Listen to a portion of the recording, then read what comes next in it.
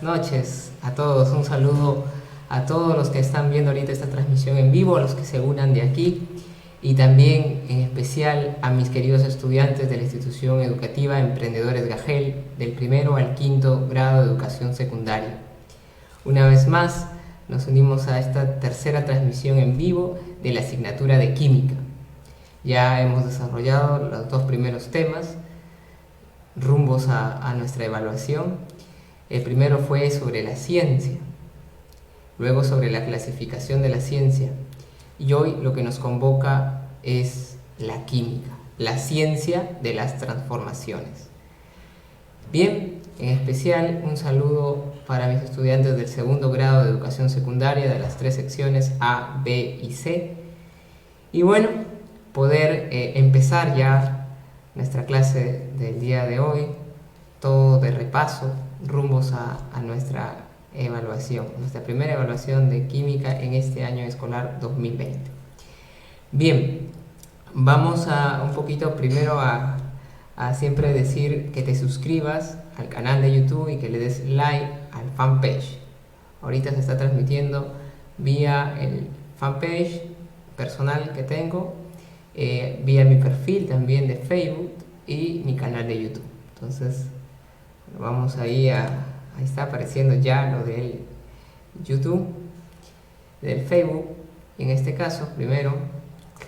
Y bueno, aquí siempre diciéndote que la URL Pinglolovers, no te olvides, es Pinglolovers, y también el fanpage de la institución educativa Emprendedores Gagel. Así nos encuentras, institución educativa Emprendedores Gagel, o www.facebook.com/Colegio Gagel.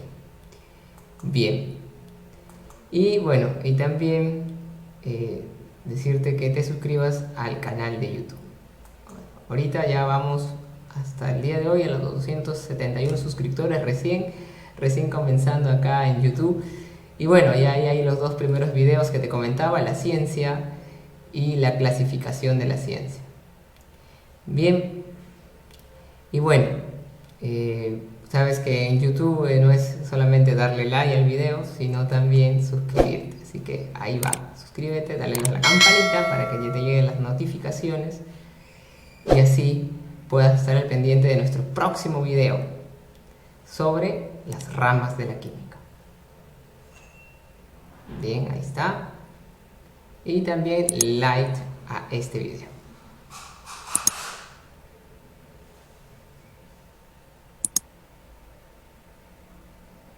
Muy bien, entonces, ya dicho eso, vamos a empezar el día de hoy con desarrollar una pregunta muy interesante y muy simple.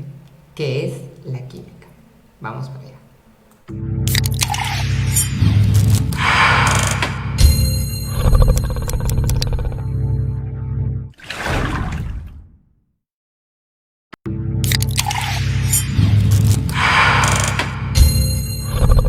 Muy bien, estamos ahora por acá y ahora déjame decirte que aquí lo importante es poder decir una vez más y afirmar que la química es una ciencia.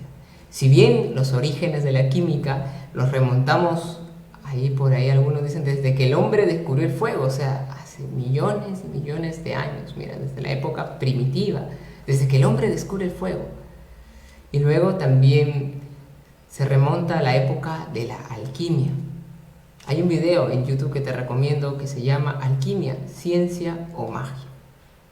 Muy interesante, un documental muy interesante que te recomiendo que lo veas. Y bueno, en otra oportunidad de repente podríamos desarrollar en un mayor modo más extenso sobre la historia de la química. Pero que sepas que sí, que la química se remonta desde aquellas épocas, sus orígenes, pero como ciencia no. Como ciencia es una ciencia joven, es una ciencia moderna. Y bueno, sí, algunos la relacionan y la vinculan bastante con la alquimia, y es que va desde los antiguos egipcios, más o menos 5000 años antes de Cristo, que preparaban ya tintes a bases de pigmentos naturales, conocieron los esmaltes, los cosméticos y el arte de embalsamar cadáveres. También eso sucede en nuestras culturas pre-incas, ¿no? Por ejemplo, los paracas, grandes textiles y también conocido por los dos periodos de Paracas, Paracas cavernas y Paracas necrópolis, ¿no? Enterrar a sus difuntos en posición de cuclillas en fardos funerarios y las famosas trepanaciones craneanas, ¿no es cierto? Entonces, ya desde mucho antes se tenía conocimientos empíricos, no netamente científicos, pero sí frutos de la experiencia del hombre. Y bueno, saber que también en la cultura egipcia, usando cenizas y grasas animales, fabricaban jabón, lo que después ya de manera científica se sería el proceso de saponificación para elaborar el jabón. Bueno, también realizaron excelentes trabajos en oro, plata y cobre, bronce, así también como nuestra cultura, la cultura inca, y también las culturas pre-incas, en Chavín, en escultura, en nuestro lado los moches, también la cultura Cipam. Y así, también podemos remontarnos a la antigua China, donde se conocieron las técnicas de fabricación en la porcelana, ¿no? Descubrieron el salitre e inventaron la pólvora. En el Perú, pues, como ya te lo había dicho, en el tiempo preincaico, en el tiempo de los incas también se desarrolló bastante. Pero como vuelvo a decir, es fruto de la experiencia, más no como un desarrollo netamente científico. Luego también podemos ver concepciones antiguas en Grecia, incluso desde antiguos griegos, grandes filósofos y pensantes, como Anaxímenes, Empédocles, por ejemplo, y entre otros, ¿no? También nuestro conocido Aristóteles, y muchos otros, como por ejemplo, por citar a alguien muy destacado en los aportes de la química de aquella época griega, Leucipo y Demócrito, que tú lo sabes. La palabra, el término átomo, ¿no? A, sin, tomos, partes o división.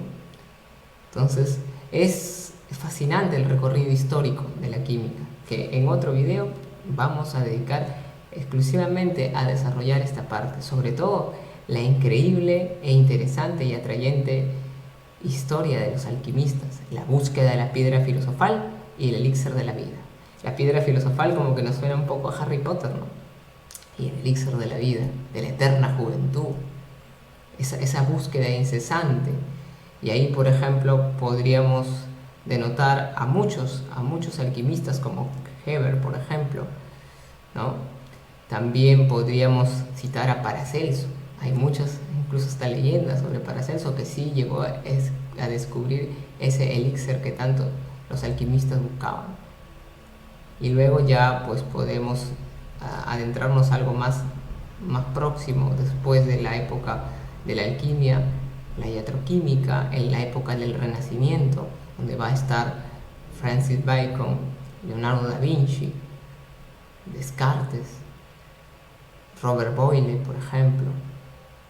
Y luego ya la famosa teoría del flogisto, ahí mismo, la teoría del flogisto. Y entre otros grandes aportes y precursores para lo que ahora conocemos como química. Bien, yo ya estoy aquí con mi plumón, pero déjame citarte nada más y nada menos que al último, a Antonio Lavoisier, ¿no? Que sus grandes aportes, y fue sí un brillante químico francés, no me olvides. Pero vamos ahora sí hacia la pizarra, que a través de un esquema vamos a responder a la pregunta del día de hoy. ¿Qué es la química? Vamos para allá. Ahora sí, voy a desplazar hacia la pizarra, mientras tanto, esta transición.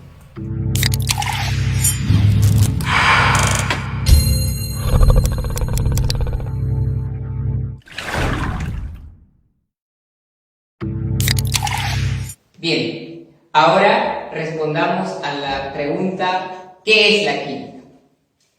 Para poder responder a esta pregunta, este esquema nos va a ayudar. En primer lugar, ya habíamos dicho que la química es una ciencia. Tenemos aquí entonces química, es una ciencia. Ya también hemos identificado qué tipo de ciencia es. Es una ciencia práctica. Siguen aquí, es una ciencia práctica o concreta. Es una ciencia práctica o concreta. También podemos decir que la química es una ciencia natural. Es una ciencia natural. Abiótica. Abiótica. Abiótica o también llamada cosmológica. Entonces, muy bien. Ahí tenemos nuestra primera definición de química. La química entonces es una ciencia fáctica, natural y abiótica. Fáctica o concreta, natural y abiótica o cosmológica. Muy bien, si decimos que la química es una ciencia natural, esto significa que por ende va a ser también una ciencia experimental, ya que las ciencias naturales son netamente experimentales. Entonces aquí agregamos que la química es una ciencia experimental.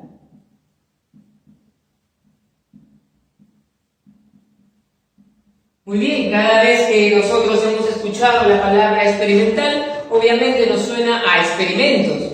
Nos imaginamos ya en el laboratorio realizando algún ensayo, algún experimento, alguna prueba a menor escala, trabajando con tubos de ensayo, matraz en el medio, matraz de quitasato, quizás una probeta, una pipeta, un vaso de precipitados, una gradilla con tubos de ensayo, y nos imaginamos miles de cosas, los científicos trabajando, haciendo ciencia. Y sí, porque verdaderamente la química, como ya lo habíamos dicho, es una ciencia experimental, es una ciencia que podemos llevar a la práctica, es una ciencia de los hechos o fenómenos en concreto. Entonces, no es una ciencia aburrida, una ciencia teórica o simplemente de puros problemas para llenar la pizarra o el cuaderno, sino que todos esos problemas, ya sean soluciones, reacciones químicas, problemas estequiométricos, podemos verificarlos, podemos comprobarlos. Bien, entonces decimos, la química es una ciencia de carácter experimental, de tipo fáctica, natural y abiótica, que se basa en ¿qué? Se basa en la observación, colocamos acá, se basa en la observación, ¿y en qué más? Y en la experimentación.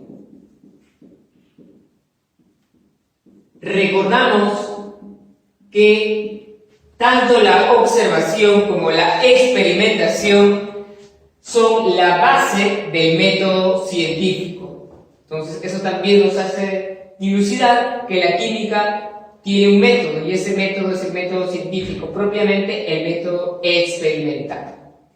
Bien, pero no solamente podemos decir que es una ciencia experimental, también otros la definen como una ciencia central. Por acá sigues, tenemos acá que es una ciencia central. Una ciencia central. ¿Y por qué se dice que la química es una ciencia central? Porque se apoya en otras ciencias, en los fundamentos de otras ciencias. Como por ejemplo, aquí vamos a tener a la matemática y a la física.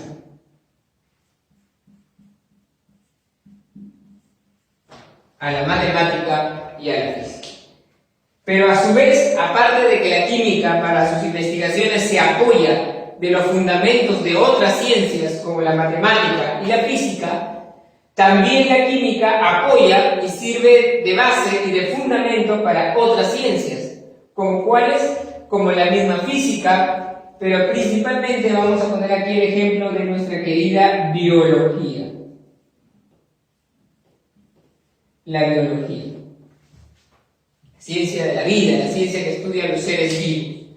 Entonces, muy bien que tengamos eso siempre presente, que la química es una ciencia central porque sirve de apoyo, de sustento para otras ciencias, pero también a su vez ella se apoya en los fundamentos de otras, como por ejemplo la matemática y la física.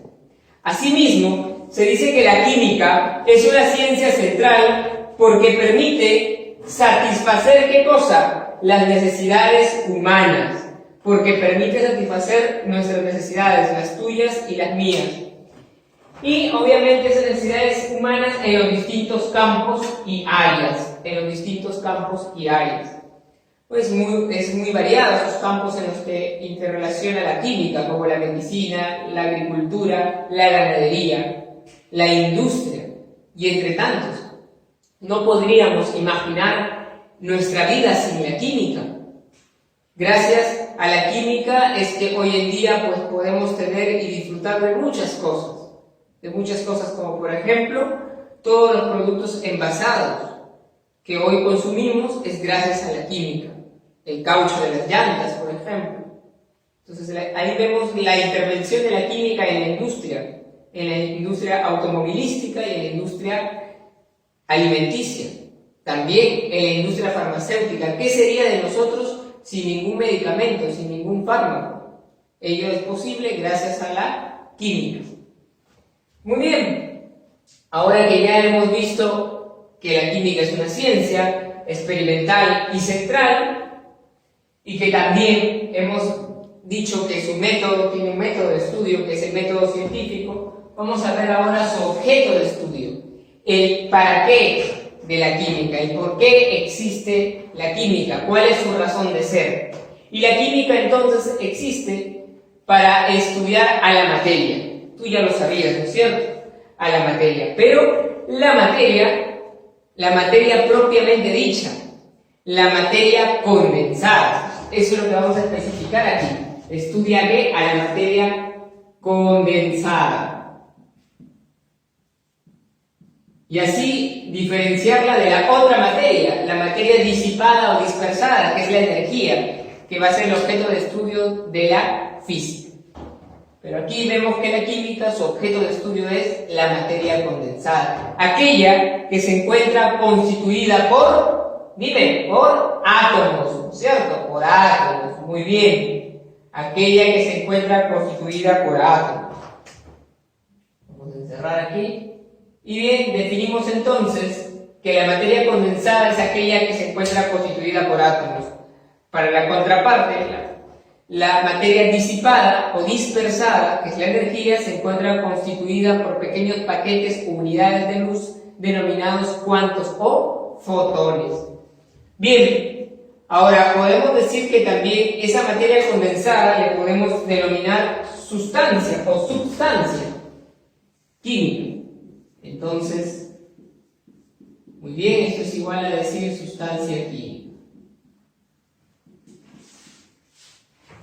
Entonces, ahí ya tenemos definido el objeto de estudio de la química.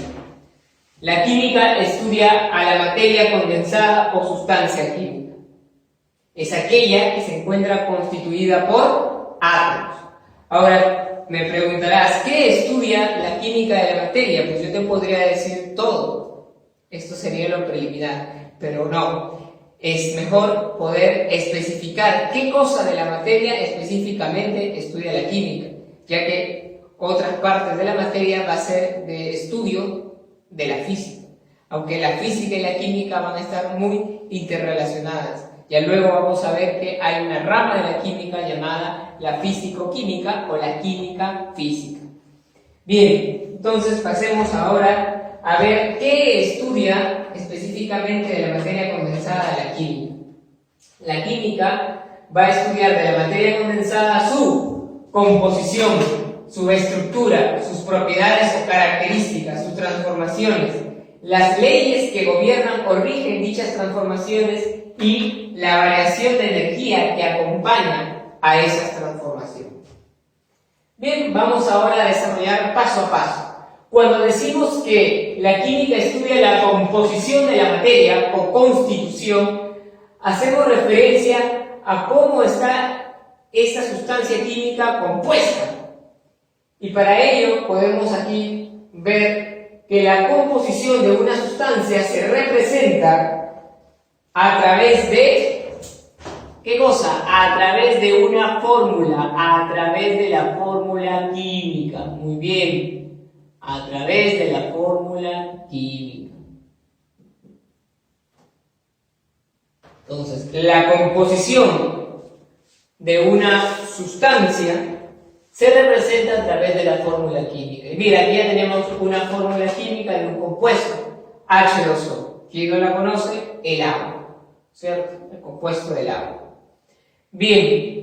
Y podemos ver que por su composición un cuerpo material o sustancia química o un cuerpo material como este plumón, por ejemplo, lo podemos descomponer, lo podemos dividir en partículas cada vez más pequeñas según la propiedad general de la divisibilidad, y podemos obtener pequeñas partículas. Luego, si seguimos dividiendo, ya no por medios mecánicos sino por medios físicos, y de ahí por medios químicos, y así sucesivamente, podemos obtener de las partículas moléculas, de las moléculas átomos, de los átomos las partículas subatómicas, que son más pequeñas que los átomos, y más pequeñas que las partículas subatómicas, como lo son los protones, los neutrones y los electrones. Esas son partículas subatómicas, pero existe algo más pequeño todavía que las partículas subatómicas. Esos son los quarks. Muy bien, entonces, en la composición de las sustancias podemos determinar si una sustancia es, por ejemplo, iónica o molecular, o un elemento puro en su estado natural.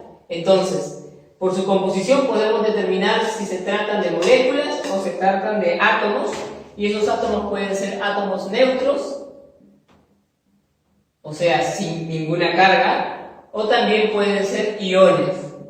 Los iones son átomos cargados eléctricamente. Pueden tener una carga positiva o una carga negativa. Si son positivos se les llamará cationes, y si son negativos se les llamará aniones. Muy bien.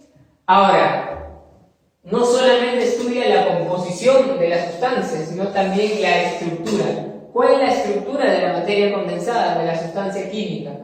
¿A qué me refiero con estructura? Pues me refiero en primer lugar a la disposición en el espacio que tienen ciertas fórmulas, ciertas moléculas, y sobre todo también esa disposición se va a ver reflejada en cómo se han enlazado los átomos para conformar esa sustancia. Entonces también depende del tipo de enlace. Pero cuando hablamos de estructura también nos podemos referir en la estructura de una sustancia química a la estructura atómica. La estructura atómica, a nivel atómico. ¿Cuál es esa estructura? De un núcleo central en donde se encuentran los protones y neutrones, y una envoltura o nube electrónica o zona extranuclear en donde se encuentran girando constantemente los electrones de carga negativa. Ahí, cuando decimos estructura, hace referencia a todo ello. Por ejemplo, ya hemos citado la fórmula química del agua, H2O. En este caso, aquí vamos a especificar que por su composición podemos decir que es una molécula. El agua es una molécula. Muy bien, y ahora por su estructura, aquí estamos viendo cuál es la estructura de la molécula del agua. ¿Cuál es la estructura? Vemos los enlaces, vemos una estructura de Lewis con puntos y X, la estructura de Lewis, y vemos justamente cómo ahí están representados sus electrones de valencia. Recuerda que ¿a qué denominamos electrones de valencia? Los electrones de la última capa o nivel de energía. Muy bien. Entonces estamos atentos, estamos recordando también. Ahora, mira, aquí observa que en la composición que se representa a través de una fórmula química, y aquí tenemos el H2O, vemos que la molécula del agua está formada por ¿cuántos átomos de hidrógeno? A ver, dime. 2, ¿no es cierto? ¿Y cuántos átomos de oxígeno? 1. Ese 1 no se escribe, queda sobreentendido. Ahora, aquí en la estructura en la que ya estamos ahora, vemos la estructura de sus enlaces. Los enlaces que tiene la molécula del agua. Y no es cualquier enlace, es un enlace especial. Es un enlace de tipo dipolo-dipolo. Específicamente se trata del enlace puente de hidrógeno. No es cualquier enlace, como te digo. Este enlace puente de hidrógeno que tiene el agua es aquel tipo de enlace que forma el hidrógeno unido a los elementos más electronegativos de la tabla periódica, como por ejemplo el oxígeno. El más electronegativo de toda la tabla periódica, recuerda que es el flúor, cuyo símbolo químico es la F mayúscula. Muy bien, entonces por esta disposición de los enlaces podemos ahora decir que el hidrógeno, cuyo símbolo químico es H, podemos también determinar su valencia, y decimos que el hidrógeno es monovalente. Monovalente. ¿Por qué? Aquí lo podemos observar, ¿no? Un solo enlace que forma el hidrógeno. con su único electrón de valencia. Bien, y luego del oxígeno, ¿qué podemos decir? Que el oxígeno en cambio es divalente. Di significa 2, de valencia 2. Divalente. ¿Por qué? Porque ahí vemos que justamente 2 de sus electrones van con todos de sus electrones se va a formar el enlace. Forma un enlace con un hidrógeno y el otro enlace con el otro hidrógeno. Ahí está, bivalente. También por estructura y viendo la estructura atómica podemos recordar que la representación del núcleo de un átomo, tú recordarás que está dado por el número atómico, que es Z, que va en la parte inferior, y el número de masa, que es A, o masa atómica, que va en la parte superior. Aquí, por ejemplo, hemos representado a los dos elementos que conforman la molécula del agua, el hidrógeno y el oxígeno. El hidrógeno, cuyo Z es 1, y el oxígeno, cuyo Z es 8. Z es el número atómico. Recuerda que siempre el número atómico va a ser igual a ¿qué? Al número de protones. Muy bien, al número de protones. Y cuando, ojo, y cuando se trata de un elemento en su estado natural, en su estado neutro, el número de protones va a ser igual al número de electrones. Y ahí recordarás la clásica fórmula de PES, donde protones es igual a electrones e igual a Z, número atómico. Muy bien, entonces, aquí solamente para citar un ejemplo, podemos realizar la distribución electrónica por niveles, subniveles y orbitales de estos dos elementos que hemos puesto como ejemplo, los cuales conforman la molécula del agua. Y vemos que la distribución electrónica del hidrógeno es simple y sencilla, 1s1. Muy bien. Y para el oxígeno, ¿cómo sería? A ver, sígueme, 1s2. ¿Qué más? 2s2 y 2p4. Ahí está. Si sumamos los exponentes de los subniveles, char y principal, vemos que es 2 más 2, 4 más 4, 8. Cumple. Justamente ahí está el número atómico 8 del oxígeno. Como te dije, en su estado neutro, el número atómico, que es igual siempre al número de protones, en el estado neutro va a igualarse ¿a qué? Al número de electrones. Muy bien, por eso que en esta distribución o configuración electrónica hemos distribuido los electrones, en este caso por subniveles. Vemos el subnivel Sha y el subnivel principal. También podemos identificar los niveles. En este caso, del oxígeno tiene dos niveles. El primer nivel o primera capa y el segundo nivel o segunda capa. La capa K y la capa L. Dos capas. Muy bien. Ahora, ya que hemos hecho la distribución electrónica, también fruto de esta distribución electrónica nosotros podemos determinar en qué lugar de la tabla periódica se encuentra, en qué casillero de la tabla periódica se encuentra tanto el hidrógeno como el oxígeno, que son nuestros ejemplos. Podemos determinar el periodo en el que se encuentra, o sea, la fila, y podemos determinar el grupo. El grupo si es columna y es vertical. El grupo o familia. Recuerda que para determinar el grupo o familia de un elemento químico, vamos a ver en qué termina su distribución electrónica. Si termina en S y en P, van a pertenecer al grupo A de la tabla periódica. Recuerda que son dos grupos, grupo A y grupo B. Ambos tienen 8. El grupo 1A, 2A, 3A, 4A, hasta el 8A. Y asimismo el grupo 1B, 2B, 3B, hasta el 8B. Bien, entonces, si un elemento, su distribución electrónica termina en S o en P, ¿a qué grupo de la tabla periódica va a pertenecer? Al grupo A. Muy bien. Si termina en S, tiene dos opciones, bien pertenecer al grupo 1A o al grupo 2A. ¿Cómo saber si pertenece a uno o al otro? ¿A los alcalinos o alcalinos térreos? Por el exponente, por la cantidad de electrones que está distribuido al final. Vemos que si termina en S1, entonces pertenece al grupo 1A de la tabla periódica. Si la distribución electrónica hubiera terminado en 1S2, entonces pertenecería al grupo 2 de la tabla periódica, al grupo 2A de la tabla periódica, que es los alcalinos térreos. Al cual, por ejemplo, ahí está los elementos de el berilio, magnesio, el calcio, el estroncio, el bario y el radio, ¿no? Muy bien, pero ¿qué pasa si termina en P? Si termina en P también voy a decir que pertenece al grupo A de la tabla periódica, pero ahora nos queda descartados obviamente el grupo 1A y el grupo 2A. Queda desde el 3A hasta el 8A. ¿Cómo determinarlo? Pues tengo que saber la cantidad de electrones que hay en el último nivel o capa de energía. ¿Cuál es el último nivel o capa de energía en el oxígeno, en la distribución electrónica? Mira acá. Tenemos que el último nivel es el nivel 2, que tiene dos subniveles, el subnivel Sharp y el subnivel principal. Entonces sumamos, ¿cuántos electrones hay en Sharp? 2.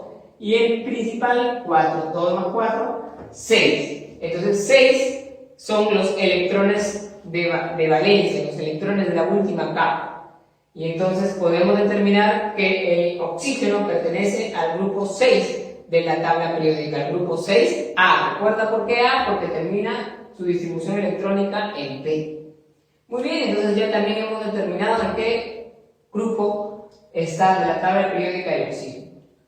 ¿Ves? ¿Cuántas cosas podemos ver con solamente estudiar la estructura? Pero no solamente la composición y estructura estudia la química con respecto a la materia condensada o a la sustancia química, sino que también va a estudiar las propiedades o características de esta sustancia química o de la materia condensada. Y estas propiedades pueden ser propiedades físicas, propiedades químicas. Y continuando con nuestro ejemplo, ahí he colocado el caso del hidrógeno y el oxígeno, y podemos determinar las propiedades físicas y químicas tanto para el hidrógeno como para el oxígeno. Por ejemplo, ahí he puesto algunas de las muchas propiedades físicas y químicas que posee cada uno de estos elementos. Y vemos acá que el punto de ebullición, por ejemplo, es de menos 252 grados Celsius para el hidrógeno, mientras que su punto de fusión es de menos 259 grados Celsius, y su electronegatividad del hidrógeno es de 2.2, acuérdate, la electronegatividad del hidrógeno, mientras que su afinidad electrónica es 72,8 kilojoules por mol a menos 1.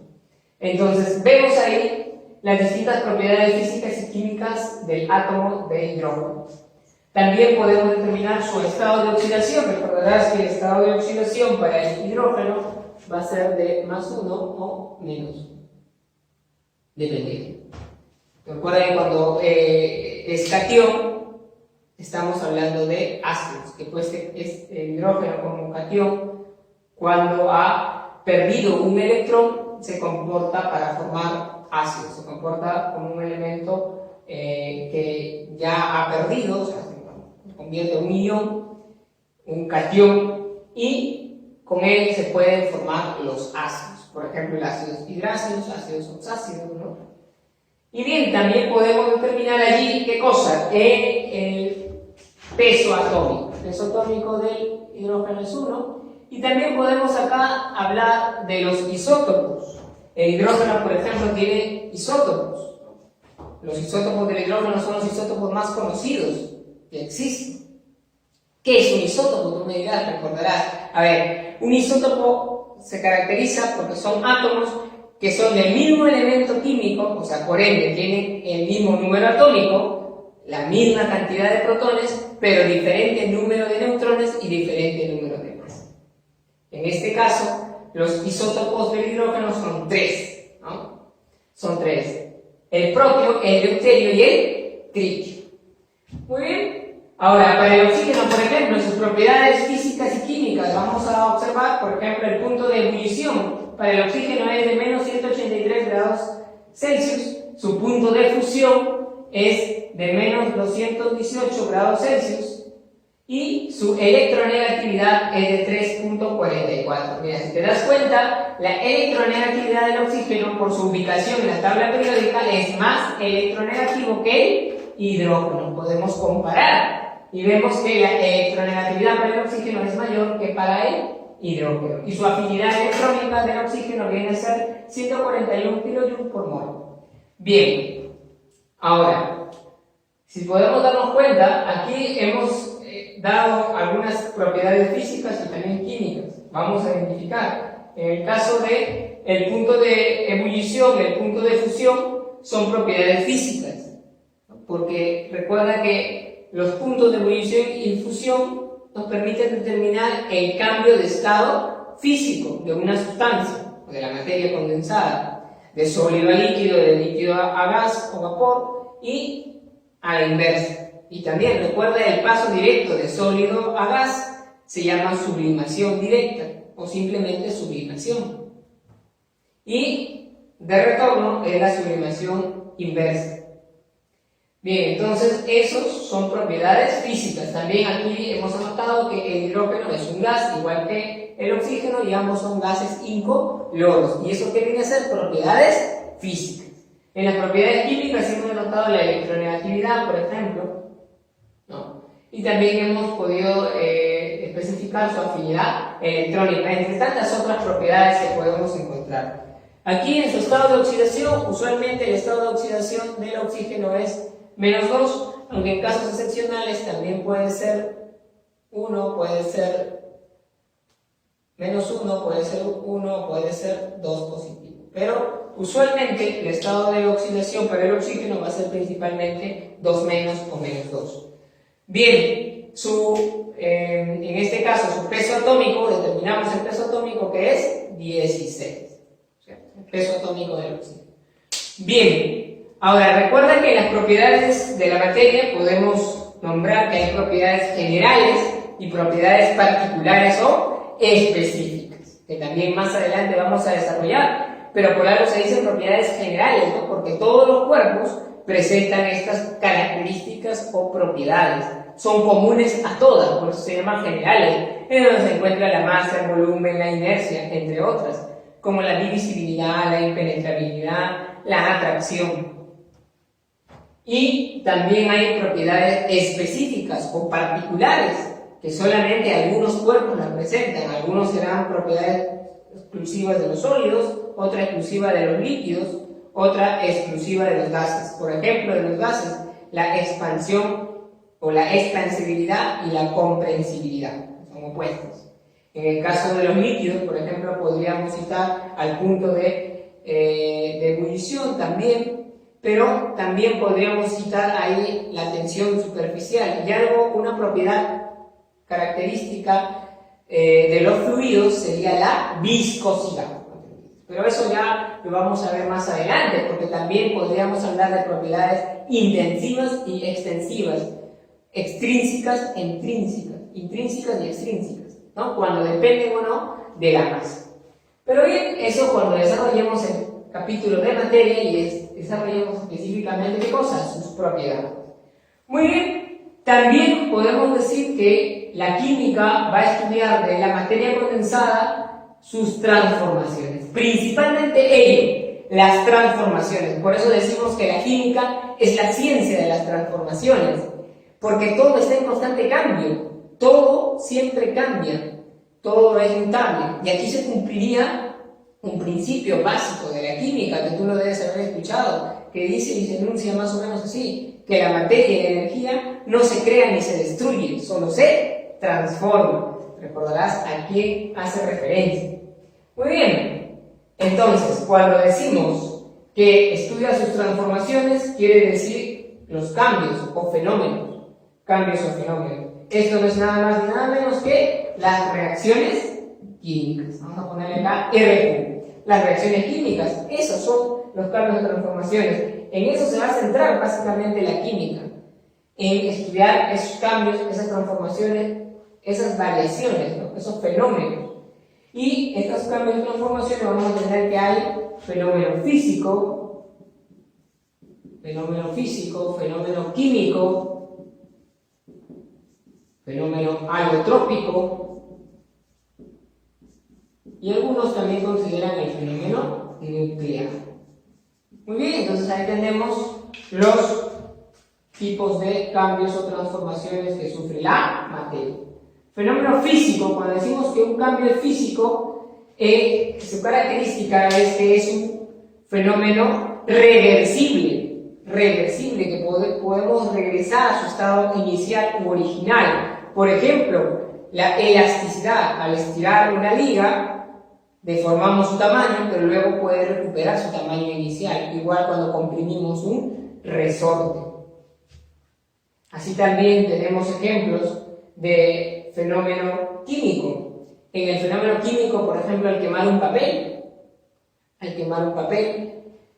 también cualquier proceso bioquímico que ocurre dentro de los seres vivos, como por ejemplo la respiración, la digestión, la fotosíntesis de las plantas, son procesos químicos, pero como ocurren dentro de los seres vivos, le vamos a denominar procesos o reacciones bioquímicas. Un ejemplo claro también de un fenómeno alotrópico. ¿Qué significa la alotropía? Es aquella característica de un fenómeno que presenta un mismo elemento de la tabla periódica, pero que se presenta en la naturaleza de dos o más formas diferentes. Un ejemplo, como te decía, de elementos alotrópicos, o que presentan la alotropía, tenemos al carbono. Un ejemplo emblemático, el carbono. El carbono en sus dos formas alótropas, como por ejemplo tenemos al diamante y al grafito. Mientras que uno es muy frágil como el grafito y el otro, el diamante, es muy duro y resistente, es el más duro y más resistente, por si acaso. También podemos denotar que son totalmente diferentes, porque uno es un buen conductor de la electricidad, mientras que el otro no. Y en los fenómenos nucleares podemos aquí encontrar y denotar a los fenómenos nucleares de los procesos de fisión y fusión nuclear. Fusión. ¿Qué te suena? ¿Qué te hace recordar? Fusión, ¿no? Entonces son dos tipos de manifestaciones de fenómenos nucleares. Por aquí también podemos citar como ejemplo la bomba atómica de Hiroshima y Nagasaki. Bien, ahora pasaremos a especificar algo más en las transformaciones. Que estas transformaciones, cambios o fenómenos que son las reacciones químicas, ya lo hemos dicho, se expresan a través de ¿qué? A través de la escritura de grafemas y números, de letras y números. Son grafemas, son letras y números. ¿A través de qué se expresa una reacción química? Se expresa a través de una ecuación. Muy bien, estás más atento. A través de una ecuación química. A través de una ecuación. Muy bien. Entonces, las reacciones químicas se van a expresar a través de una ecuación. Recuerda que A través es A separado de través con V contiene N. Un poco de ortografía tampoco nos cae. Bien, entonces vamos acá a ver cómo es que ocurren estas transformaciones, que justamente es el quehacer, el kit del asunto de la química. Y vemos que, por ejemplo, vamos aquí a borrar esta parte para que sea más fácil para nosotros.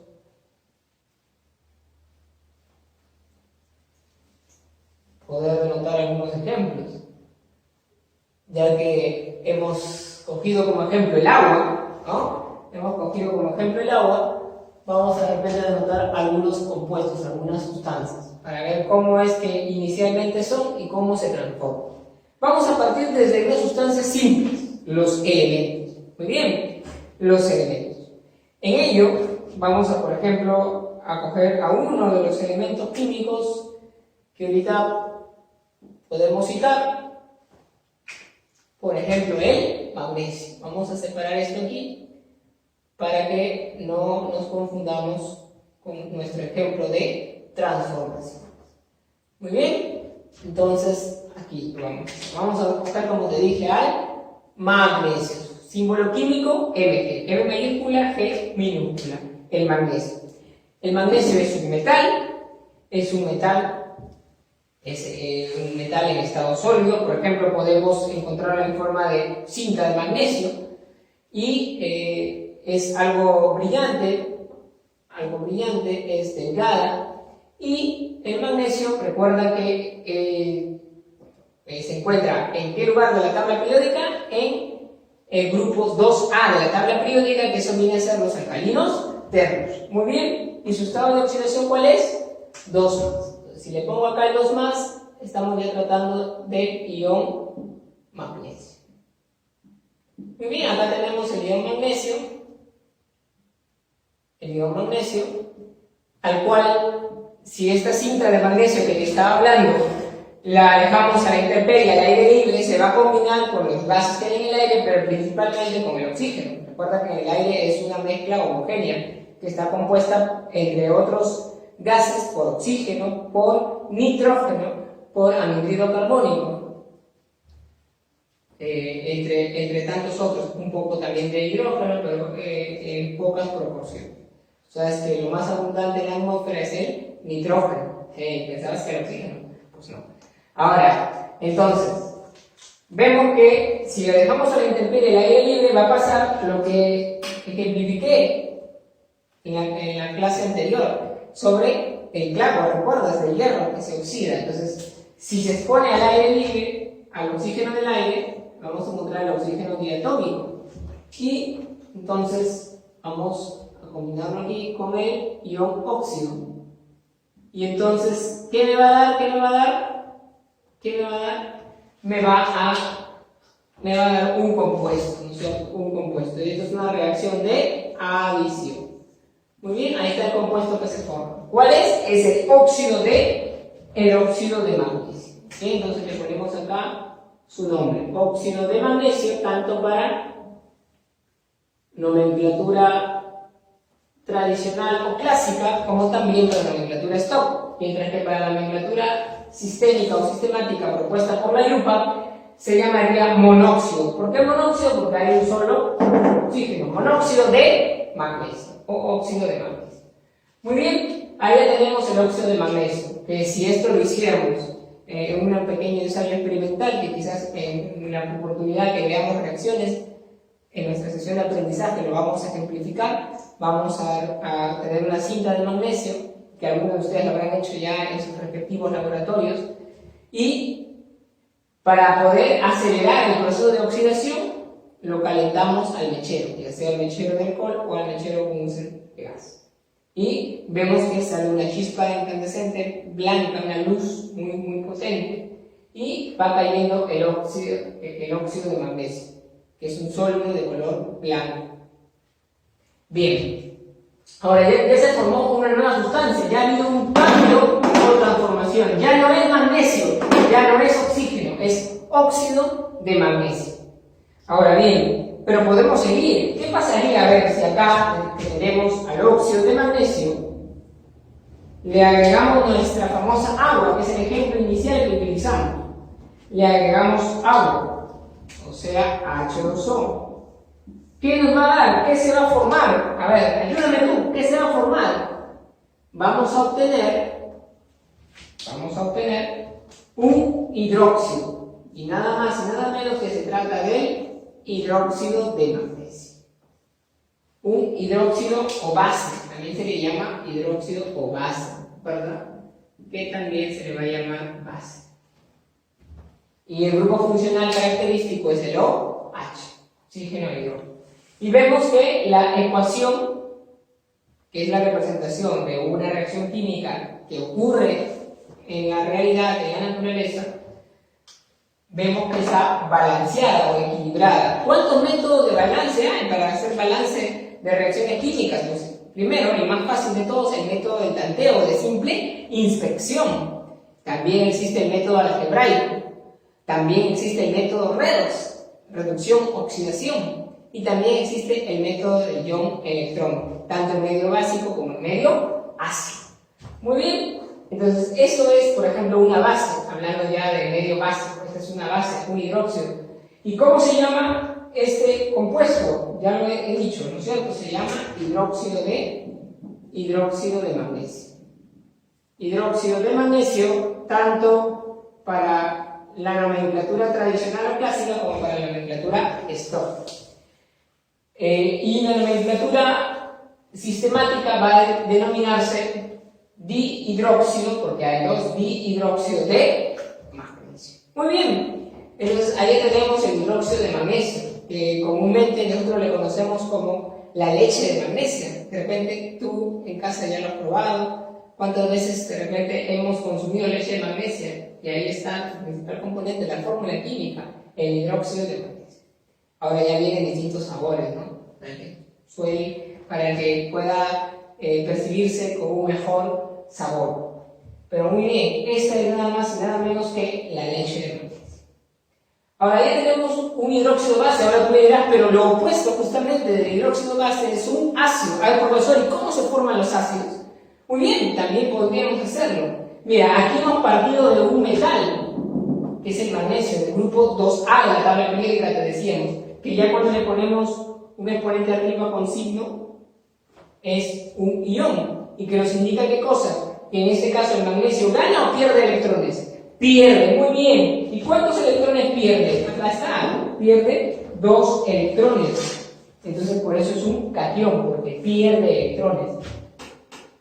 Ahora, vamos a hacerlo ya no con un metal, vamos a trabajar ahora con un no metal. Y vamos a escoger el no metal que está presente y es característico del estudio de la química orgánica, que ya de aquí vamos a ver las ramas de la química, y vamos a ver que la química orgánica también se le llama la química del carbono, ¿sí o no? La química del carbono. Entonces vamos a buscar aquí el carbono y vamos a agregarle también nuestro oxígeno del aire, el oxígeno del aire, recuerda que el oxígeno diatómico, ¿no? El oxígeno diatómico, el oxígeno del aire, y recordarás que también hay alotropía en el caso del oxígeno, a propósito de los fenómenos alotrópicos. Aparte de presentarse en forma diatómica como el oxígeno del aire, el oxígeno que respiramos, también hay otra forma del mismo elemento, que es el O3, es el ozono. Tú ya lo habrás denotado ahorita, el ozono, que constituye nuestra famosa capa de ozono. Muy bien, entonces aquí, ¿qué tenemos? ¿Qué nos da como resultado? Si acá arriba en el magnesio, cuando hemos usado un metal, nos dio un óxido metálico, aquí lo estamos usando el carbono, que es no metal, nos va a dar un óxido no metálico. Y ahí obtenemos el famoso CO2, ¿no es cierto? La contaminación por CO2. Este óxido no metálico es específicamente un anhidrido. Anhidrido, que perdido agua, anhidrido. Y el CO2, comúnmente conocido como el dióxido de carbono, en lo que es nomenclatura YUPAC, o también le podemos decir anhidrido carbónico, ¿no es cierto? Entonces ahí está el anhidrido carbónico. El anhidrido carbónico. O, mejor dicho, el dióxido de carbono. Muy bien, acá entonces yo he usado un metal y he obtenido un óxido metálico, acá un no metal y he obtenido un óxido no metálico, específicamente el anhidrido carbónico, o sea, un anhidrido. Muy bien, ahora sigamos pues. Ya hemos obtenido nuestro famoso CO2, nuestro anhidrido carbónico. Ahora, ¿qué pasaría si a este anhidrido carbónico le vamos a agregar nuestra molécula del agua? Que ya estamos usando cada rato nosotros en este ejemplo. Le agregamos agua, o sea, H2O. Mira acá, entonces, ¿qué va a dar? Flechita, ¿ya? Flechita, y obtenemos acá, ahora sí, lo que tú me estabas pidiendo, lo que tú me estabas diciendo. Sí, profesor, si acá se ha formado una base con hidróxido, aquí se va a formar un ácido, en donde el hidrógeno está funcionando como catión, ¿cierto? Un ácido. Y en este caso va a ser un ácido oxácido. Y vamos a obtener acá la fórmula H2CO3. Y vemos que está balanceado, está correcto. Simple inspección de tanteo, vemos que hay un carbono antes de la flecha, ¿no? Recuerda que son reactantes y productos, o reactivos y productos. Y aquí tenemos los reactivos, reactantes, y hay un carbono. Y acá, después de la flecha de los productos, también tenemos un carbono. ¿Cuántos hidrógenos hay? 2 hidrógenos acá. Acá también en los productos 2 hidrógenos. ¿Cuántos oxígenos? Pues tenemos 2 aquí, más 1 del agua, 3, y acá también 3 oxígenos. Correcto, ok, esta ecuación química está balanceada. Muy bien, Entonces ahí tenemos aquí al ácido carbónico. Este es nada más y nada menos que el ácido carbónico. El ácido carbónico. Ojo que el ácido carbónico, como tú puedes apreciar acá, que tiene su estructura en su composición al átomo de carbono. Entonces tú dirás, profesor, entonces es estudiado por la química orgánica, porque la química orgánica estudia a todos los compuestos y sustancias que tienen carbono. Sí, correcto, pero tiene excepciones, y este es uno de ellos. El ácido carbónico es una excepción. Sí, tiene carbono, y por definición debería ser estudiado por la química orgánica, pero no, es estudiado por la química inorgánica. Otra excepción es el anhídrido carbónico, el dióxido de carbono, y también otra excepción va a ser el monóxido de carbono. Muy bien, eso ya lo vamos a ver ahorita, aquí a continuación. Seguimos. Ahora me dice, mira, ya como hemos empezado con carbono y oxígeno y luego hemos obtenido anhídrido carbónico. Ahora ya no es anhídrido carbónico, ahora ya es un ácido carbónico. Ya es distinto, ha cambiado, es otra función química inorgánica. ¿Ves? Cómo la química es tan dinámica, tan divertida, es la ciencia de las transformaciones. Ahora, mira, ¿puede quedar ahí? Sí, pero si quieres seguimos. Mira, a ese ácido, si nosotros le agregamos un metal, un catión, en este caso, y lo vamos a hacer. Ok, vamos a hacerlo. Vamos por acá, vamos borrando, y vamos a continuar analizando. Vamos acá. Acuérdate nada más que vamos a trabajar ahora con el ácido carbónico, que ahorita ya estoy borrando. Y bien, entonces, veamos de nuevo acá la fórmula del ácido carbónico. H2CO3. Y mira, para seguir la transformación, que ya mira, está bastante transformada la sustancia, le vamos a agregar otra sustancia, en este caso un metal alcalino térreo. Vamos a agregarle el calcio, pero en su forma de ion. Vamos a poner acá el ion calcio. Ya. Y entonces aquí vamos a obtener una sal. Una sal es otra función química. Hay sales neutras, hay sales aloideas, hay sales oxisales. Por ejemplo, ¿qué vamos a obtener ahí? Una sal oxisal. A ver, escríbeme la fórmula. Escríbeme la fórmula. Muy bien, ahí está. Y esto es lo que hemos obtenido. Si esto es el calcio, esto es el ácido carbónico, y un calcio, y lo que hemos obtenido es una sal oxisal. Muy bien, pero tú me dirás, profesor, pero ya entonces, ¿y el hidrógeno dónde queda? Es que, claro, para que nos alcance, vamos a ponerlo por acá, porque vamos a hacer que nos alcance un poquito ahí, y vamos a ponerlo siguiente. Mira, estábamos diciendo que le hemos agregado un metal, en este caso, un metal alcalino térreo, que es el calcio, ¿no? Así le hemos dado calcio, y este sería un calcio. Luego, ¿qué vamos a obtener? Flechita, mira, y ya viste la fórmula, ¿no es cierto? Es nada más y nada menos que el carbonato de calcio. Muy bien, pero más, ojo, te olvides este más hidrógeno, porque no podemos desaparecerlo, porque así como entró en la reacción, tiene que salir de la reacción. Muy bien, pero este hidrógeno lo ponemos acá con una flechita al costado para arriba. ¿Por qué? Porque esto me va a indicar que finalmente el hidrógeno se va a liberar. Como es un gas, se libera hacia la atmósfera. Y ahí tenemos. Entonces, ¿qué hemos obtenido? Ya se ha transformado. Ya no se trata del ácido carbónico. Ya no se trata del ácido carbónico. Sino que ahora ya hemos formado una sal. ¿Una sal de qué tipo? Oxisal. Muy bien. Y esto es el carbonato de calcio. El carbonato de calcio más el hidrógeno que se libera. Muy bien. Ahora, si te das cuenta, vamos también repasando rápidamente lo que son los tipos de reacciones. Hemos visto una reacción de adición, ¿no? En este caso, estamos viendo otro tipo de reacción. ¿Cuál es ese tipo de reacción? ¿Recuerda? Muy bien, existen las reacciones de desplazamiento simple y de doble desplazamiento o metástasis, ¿no? Entonces, en este caso se trata de una reacción de desplazamiento simple, en donde, mira acá, ¿quién ha desplazado a quién? El calcio ha desplazado al hidrógeno, lo ha desplazado, ¿no? Y acá como que se ha dividido, ¿no? Digamos así, para que se ilustre mejor. Y el calcio lo ha desplazado el lugar que tenía el hidrógeno, y ahora se ha juntado con el carbonato y se ha formado el carbonato de calcio y el hidrógeno se queda solito, choteado y se ha desplazado y sale de la reacción como gas. Entonces, si te das cuenta, mira, el calcio ha desplazado al hidrógeno. Ahí está un tipo de reacción de desplazamiento. Bien, ¿ves cómo es interesante poder tratar todo esto? Solamente que estamos revisando así de manera rápida lo que es las transformaciones, en este caso las reacciones químicas. Muy bien, continuamos, a ver. Continuamos. Además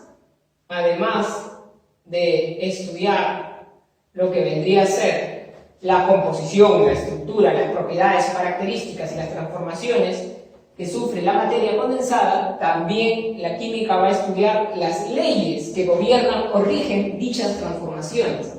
Bien, entonces aquí tenemos las leyes que gobiernan o rigen dichas transformaciones. Estos cambios internos, recuerda que son cambios internos que ocurren en la naturaleza íntima de la materia, de los átomos.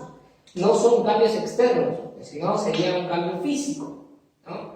Entonces la química básicamente se va a centrar en los cambios internos. Ejemplo de leyes, por ejemplo tenemos la ley de los gases, la ley de Gay-Lussac, las leyes químicas, etc. Pero además de estudiar las leyes que gobiernan y rigen estos cambios y transformaciones, también, ojo aquí, la química va a estudiar la variación de energía. La variación de energía que acompaña a dichas transformaciones. La variación de energía que acompaña a dichas transformaciones o cambios. Y esta variación de energía recibe un nombre y se llama entalpía. Entalpía. La entalpía, entonces, viene a ser, ¿qué es la entalpía? La entalpía es el contenido calórico del sistema que expresa, ¿qué va a expresar la entalpía? Expresa el calor que se libera o el calor que se absorbe, el calor que se gana o el calor que se pierde. Muy bien, esta entalpía la podemos representar con una H mayúscula y que, bueno, en una ecuación química arriba de la flechita podemos denotar con un triángulo que denota que hay calor de por medio, ¿no? Entonces que hay bien pérdida o ganancia de calor y así le podemos denotar, ¿no? Cuando escribimos la ecuación. Muy bien, entonces recuerda que es la entalpía, es el contenido calórico del sistema que expresa qué cosa, el calor que se libera o que se absorbe, que se gana o que se pierde. Muy bien, ahora otra de las cosas. Tú sabes que por eso que también podemos aquí hablar de los tipos de reacciones endotérmicas y exotérmicas, donde se absorbe o se libera energía en forma de calor. La entalpía de un elemento es cero, es neutra, ¿no? Mientras que de un compuesto puede ser positiva o puede ser negativa. Positiva o negativa. Ya sea que gane o que pierda energía. Muy bien, entonces, ahora sí, que ya hemos desarrollado qué es la química, nos toca ahora nuestra siguiente explicación sobre las ramas de la química. No te lo pierdas.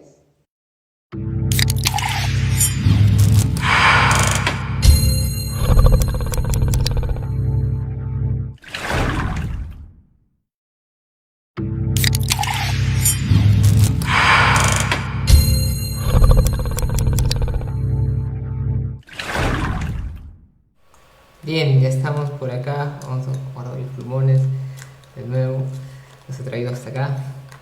Bien, ya hemos podido definir lo que es la química. Ahora ya vamos terminando. Listo, ya hemos dado respuesta a nuestra pregunta. ¿Qué es la química? La química es una ciencia central, ¿no? Es una ciencia central. ¿Por qué es una ciencia central? Acuérdate, ¿por qué decimos que es una ciencia central? Porque se apoya en otras ciencias. Bueno, por ejemplo, ya hemos visto la matemática, la física, pero también, aparte de que se apoya en otras ciencias, la química sirve de apoyo para otras, para también la matemática, para también la física, pero sobre todo para la biología y la física.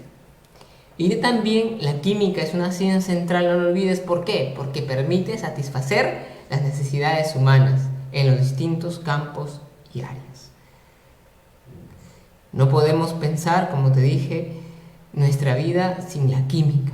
¿Qué sería de nosotros sin la química? En el próximo video, en la próxima transmisión en vivo, vamos a trabajar sobre las ramas de la química y luego de ello hablaremos un poco de la importancia de la química. ¿Qué tan importante es la química en la vida del hombre? Bien, entonces nos despedimos, no sin antes de repente poderlo decir así a mi estilo, conforme ya mis alumnos me conocen. Después de haberlo explicado así ya más pausadamente en la pizarra, pues ahora aquí frente a la cámara te puedo decir simplemente así, de una forma muy rápida. La química es una ciencia central, experimental, fáctica, natural, abiótica que estudia la materia condensada, o sea, la materia constituida por átomos. ¿Qué estudia de esta materia? Su composición, sus estructuras, sus propiedades o características, transformaciones, las leyes que gobiernan esas transformaciones y la variación de energía que acompañan a esas transformaciones, que se conoce con el nombre de entalpía. Bien, entonces ahí está resumido toda la definición de lo que es química. Vamos de nuevo, ¿no? La química es una ciencia central, experimental, fáctica, natural, abiótica que estudia la materia condensada, o sea, la materia constituida por átomos, y de esta materia que va a estudiar su composición, su estructura, sus propiedades o características, sus transformaciones, cambios o fenómenos, las leyes que gobiernan esas transformaciones y la variación de energía que acompaña a esas transformaciones, liberando o absorbiendo, sean reacciones exotérmicas o endotérmicas. Y esa variación de energía se conoce con el nombre de entalpía. Muy bien, entonces ha sido de verdad un gusto poder compartir con ustedes, estar aquí y bueno, hacer una acotación nada más, que justamente en esta composición que hemos visto que se les representa por una fórmula química o también llamada fórmula molecular, y nosotros hemos cogido el ejemplo fundamental que es el agua. Las 3/4 partes de nuestro planeta es agua. El estado más abundante del planeta Tierra es el estado líquido por el agua. El 70% de nuestro cuerpo está formado de agua. El estado más abundante de todo el universo es el estado plasmático.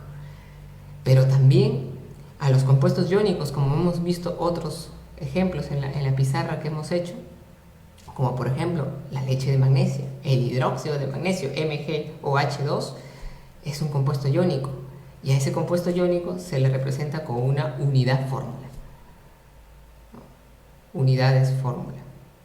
Entonces, eso es lo que hay que tener en cuenta y no olvidarnos. Entonces, recordar, si es que es un compuesto molecular, entonces sería representado a través de una fórmula molecular o fórmula química, como estamos acostumbrados a decirle. Y si es un compuesto iónico, se trataría de una unidad fórmula. Un pequeño detalle nada más para poder profundizar más y aclarar. Bien, entonces, esto ha sido todo por hoy. No me puedo ir sin haber mandado los saludos respectivos a los que yo me comprometí el día de hoy. Así que vamos hacia allá, hacia los saludos.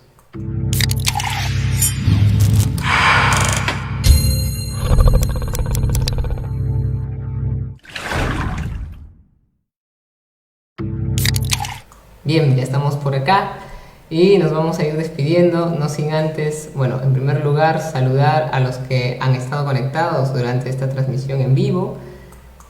Y ahí podemos ver a Steven Santos, ahí está, lo estamos viendo ahí, Steven Santos, Fernando Ramírez, Diego Alexander, Norma Tineo Lara, bueno, y todos los que han estado hoy conectados por ahí. También saludos a mi tío Mario Seclen Castelo, que también ha estado ahí conectado.